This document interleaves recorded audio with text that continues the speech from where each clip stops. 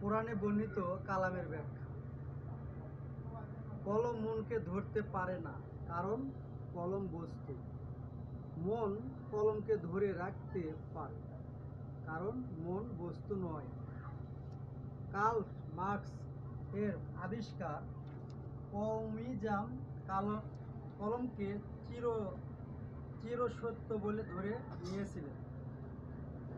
হেগেলের দ্বান্দ্বিক দর্শকের কেবল বস্তুই প্রযোজ্য বলে ঘোষণা দিলেন। হেগেল জানতেন মার্ক্সের দর্শন মাঠে মারা যাবে, কেবল সময়ের অপেক্ষায় বলে দেবে। হয়েছে তাই, কারণ মনকে বস্তুর একটি অংশ বলে লুকোচুরি মার্কা ব্যাখ্যা দিয়েছিলেন মার্ক্স।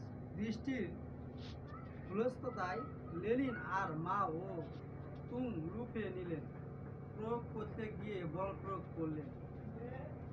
বল প্রয়োগ কিছুদিন টিকে থাকলেও বটে, কিন্তু পরে মাঠে মারা গেল। কারণ বস্তুর উপর বল প্রয়োগ চলে, কিন্তু মনের উপর নয়।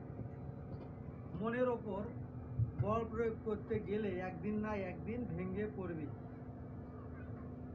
কারণ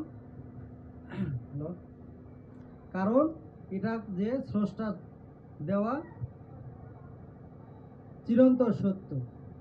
তাই কোরআন বলেছে, লা ইকরাহা ফিদ্দিন, ধর্মের মাঝে কোনো প্রকার বল প্রয়োগ নেই, কারণ ধর্ম হলো মনের বিষয়। মনকে পবিত্র করতে হবে সর্বপ্রথম। তাই হযরত মুহাম্মদ সাল্লাল্লাহু আলাইহি সাল্লামকে বলতে হয়েছে এই বলে যে মনের পবিত্রতা আল্লাহ দেখেন, উপরের চেহারা নয়, এমনকি আমলগুলোও নয়। বড় সাংঘাতিক কথা, বিরাট মাপের দর্শন। এই দর্শনে নিজেকে উৎসর্গ করতে পারলেই মনকে মধুর হয়ে যায়, তখনই ভ্রমণ আসে। সাধারণ মানুষ এরূপ দর্শন বিশ্বাসী। এরকম দর্শনের দার্শনিককে সাধারণ মানুষ গুরু রূপে গ্রহণ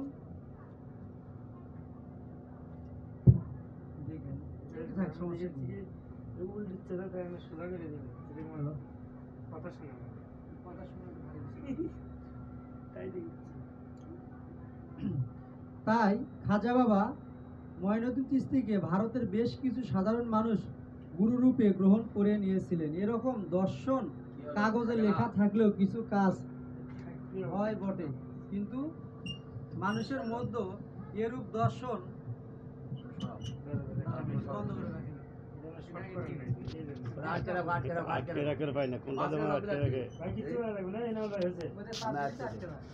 আমি কি করি।